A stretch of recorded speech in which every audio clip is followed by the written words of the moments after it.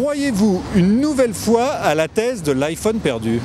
Non, j'y crois pas vraiment. Je pense que c'est plutôt pour faire de la publicité. De toute façon, iPhone n'a pas besoin de ça pour vendre leur téléphone, donc ça ne sert à rien. C'est un mensonge, c'est un coup de pub. C'est du marketing pour vendre l'iPhone 5. Ça fait 2 fois qu'ils nous le font avec l'iPhone 4 l'année dernière et c'est une pub pour vendre. Chaque marque, chaque produit dans ce monde a besoin de quelque chose pour vendre. Et c'est le marketing, c'est la loi de marketing. Ça peut être un très gros coup marketing.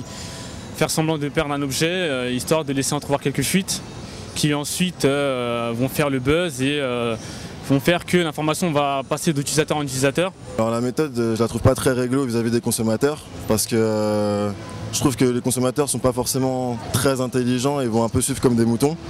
Donc c'est une bonne manière pour eux de faire de l'argent, mais c'est un peu se moquer du consommateur quand même. C'est surtout enfantin et en plus de ça, ça mène à rien, donc on n'y croit plus. Les consommateurs, ils vont pas y croire, ils vont encore se dire que c'est une connerie, tout ça pour parler d'eux, et de toute façon, ça changera rien au nombre de ventes.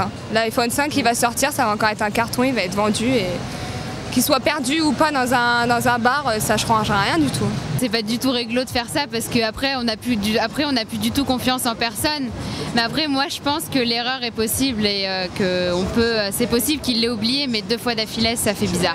Je pense pas que ça ait un problème au niveau de la morale, c'est juste une stratégie comme une autre je pense, qui apparemment fonctionne puisque l'année dernière ça a marché avec l'iPhone 4. Non, j'y crois pas du tout. Je trouve que ça manque d'originalité.